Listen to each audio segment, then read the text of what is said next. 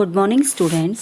Crop production and management chapter में आज हम पढ़ रहे हैं हार्वेस्टिंग। हार्वेस्टिंग का अर्थ होता है कटाई। Harvesting of a crop is an important task. Crop के मैच्योर होने के बाद उसकी हार्वेस्टिंग करना, उसकी कटाई करना भी एक इम्पोर्टेंट कार्य होता है। The cutting of crop after it is mature is called harvesting. Crop के मैच्योर हो जाने के बाद, मतलब फसल के पक जाने के बाद उसकी कटिंग करना हार्वेस्टिंग कहलाता है। In harvesting crops are pulled out और cut close to the ground. Harvesting में क्रॉप्स आर पुल्ड आउट, या तो क्रॉप्स को या तो फसल को उखाड़ लिया जाता है या फिर cut close to the ground, या फिर उसे ग्राउंड से ही यानी कि धरातल से ही उसे काट लिया जाता है। It usually takes 3 to 4 months for a cereal crop to mature. Cereal crop के यानी कि जो अनाज वाली फसल होती हैं उसके मैच्योर होने में, मतलब उसके पक जाने के में 3 to 4 months यानी कि 3 से 4 महीने का लगभग समय लगता है। Harvesting in our country is either done manually by sickle.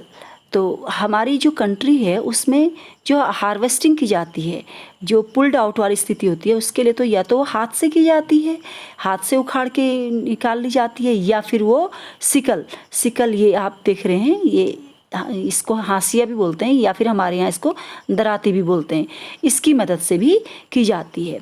और by A machine called harvester, और आजकल या फिर इसे एक दूसरी मशीन जिसका नाम हार्वेस्टर है उसकी सहायता से भी किया जाता है। In the harvested crops the grain seeds needs to be separated from the chaff. तो ये जो होते हैं आपके हार्वेस्टेड की जो सीड्स होते हैं, क्रॉप होती है, यहाँ पे हार्वेस्ट करने के बाद क्रॉप से जो ग्रेन सीड्स होते हैं उनमें से चाफ को यानी कि भूसे को, ग्रेन्स यानी कि आपके जो अनाज के दाने होते हैं उसमें से चाफ को यानी कि भूसे को अलग करना आवश्यक होता है। This process is called threshing. और यह जो प्रोसेस होती है यानी कि अनाज से भूसे को अलग करने वाली जो प्रोसेस होती है ये आपकी थ्रेसिंग कहलाती है। This is carried out with the help of a machine called combine, which is in fact a harvester as well as a thresher। यह जो कार्य होता है यानी कि अनाज से भूसे को अलग करने का कार्य और उसकी कटिंग का कार्य, ये सब कार्य आजकल कंबाइन मशीन के जरिए किया जाता है। और यह कंबाइन मशीन आपकी हार्वेस्टर और थ्रेसर का ही संयुक्त रूप है। यानी कि इस मशीन में आप देख रहे हैं ये मशीन, इस मशीन में आगे से आपका ये दिख रहा है ना, इसमें आपका हार्वेस्टर भी लगा रहता है, यानी कि इसमें एक कटिंग की सुविधा भी होती है, और इसी मशीन के अंदर उसको जो फसल है आपके उसके दानों को भूसे से अलग कर दिया जाता है, यानी कि इसमें थ्रेसिंग का कार्य भी किया जाता है। After harvesting sometimes stubs are left in the field which are burn by farmers. तो हार्वेस्टिंग के बाद कुछ स्टब्स मतलब होते हैं कुछ जो तिनके वगैरह होते हैं, कुछ मतलब प्लांट्स के कुछ पार्ट्स होते हैं, नीचे वाले पार्ट्स जो होते हैं वो आपके फील्ड में ही रह जाते हैं, यानी कि खेत में ही रह जाते हैं, जो कि which are burn by farmer, जो कि फार्मर के द्वारा, किसानों के द्वारा जला लिए जाते हैं। पहले इच वरिड, अब क्योंकि यहाँ पर वो किसानों द्वारा जलाए जा रहे हैं तो पहले यहाँ पर चिंतित है, वरिड मीन्स चिंतित है। She know that it cause pollution, वह जानती है कि इससे क्या होगा, पॉल्यूशन होगा, क्योंकि इससे धुआं निकलेगा। अगर किसान उसको खेत में जलाएंगे तो क्या होगा, इससे धुआं निकलेगा, है ना, तो वो धुआं क्या होगा, एयर पॉल्यूशन का कारण होगा।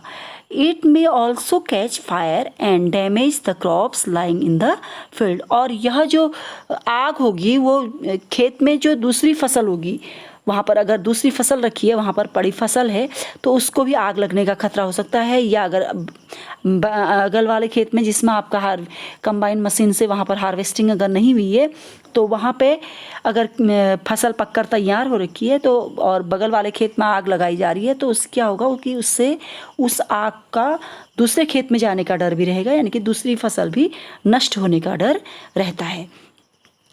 लेकिन ये जो कार्य होता है, जो कंबाइन मशीन का कार्य होता है, ये आपके बड़े लेवल के खेतों में होता है, ये आपके बड़े बड़े जो प्लॉट होते हैं उनमें होता है, ठीक है ना। छोटे लेवल में हमारे यहाँ जैसे हमारे जो उत्तराखंड के हमारे ग्रामीण इलाके हैं वहाँ पर ये चीज़ नहीं हो पाती है। Farmers with small holding of land do the separation of grain and chaff by winnowing। हमारे यहाँ जो फार्मर, छोटे खेत वाले जो फार्मर होते हैं, ये क्या करते हैं, अनाज के दानों को फटक कर, यानी कि विनोइंग के जरिए, विनोइंग होता है फटकना, मतलब फटक के वो उनको अलग कर लेते हैं, अनाज के दानों को भूसे से अलग कर लेते हैं। You have already studied this in class 6। ये चीज़ आपने क्लास 6 में पढ़ी थी, विनोइंग आपको वहाँ पर समझाई गई थी। यहाँ पर आपको विनोइंग मशीन भी दिखाई दे रही है, इसमें एक फ़ैन लगा रहता है इसमें जनरली, और इसमें काटी गई फसल को डाला जाता है और वो भूसे को अलग कर देती है और दानों को अलग कर देती है। तो अब यहाँ पर आ रहा है हमारा एक हार्वेस्ट फेस्टिवल। हार्वेस्ट फेस्टिवल यानी कि कटाई का पर्व, फेस्टिवल होता है पर्व या त्योहार। After 3 or 4 months of hard work there come the day of the harvest, मतलब 3 या 4 महीने के हार्ड वर्क के बाद एक ऐसा दिन आता है जिस दिन क्या होती है, कटाई हुई रहती है, हार्वेस्ट हुई रहती है, यानी कि हार्वेस्टिंग का दिन आ जाता है। The site of golden fields of standing crop, यानी कि ये गोल्डन फील्ड यानी कि स्वर्णिम दानों से भरी खड़ी फसल जो होती है, स्टैंडिंग क्रॉप जो होती है, लेडन विथ ग्रेन, जो कि अनाज के दानों से लदी रहती है, फिल्स the hearts of farmer with Joy, यानी कि ये फार्मर के हार्ट में, यानी कि उसके हृदय में क्या भर देती है, जॉय मतलब खुशी, and a sense of wellbeing, और वो खुशी और समय का भाव संचारित करती है। The efforts of the past season have borne fruit and it is time to relax with and enjoy a little। हालांकि यह समय जो होता है थोड़ी सी ही आराम और खुशी मनाने का है, क्योंकि पिछली ऋतु के इसमें पिछले सीजन के हार्ड वर्क का इसमें फल उसको मिल रहा होता है। The period of harvest is thus of great joy and happiness in all parts of India. इसलिए पूरे इंडिया के सभी भागों में, हमारे इंडिया के सभी भागों में इस पर्व को बड़े खुशी के साथ मनाया जाता है। सब जगह अलग अलग तरीके से इसको मनाते हैं। Man and women celebrate it with great enthusiasm. तो मैन और वुमेन यानी कि सभी पुरुष और महिलाएं मिलकर इस पर्व को मनाते हैं। Special festival associated with the harvest season are Pongal, Baisakhi, Holi, Diwali, Navaniya and Bihu.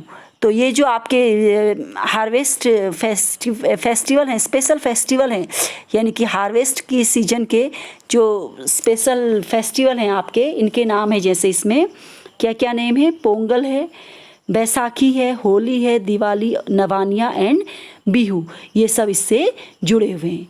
तो आज हम लोगों ने हार्वेस्टिंग के बारे में पढ़ा था crop production and management chapter में। अब नेक्स्ट टॉपिक हमारा स्टोरेज है। तो अभी फ़िलहाल मैं यहाँ तक ही बता रही हूँ आप लोग को। आप लोग यहाँ तक देखिएगा, इस चैप्टर को पढ़िएगा और अपनी बुक से समझने की कोशिश कीजिएगा। और जहाँ पर भी आपको कोई प्रॉब्लम आती है आप लोग कमेंट लिख कर बताइएगा। Okay, bye.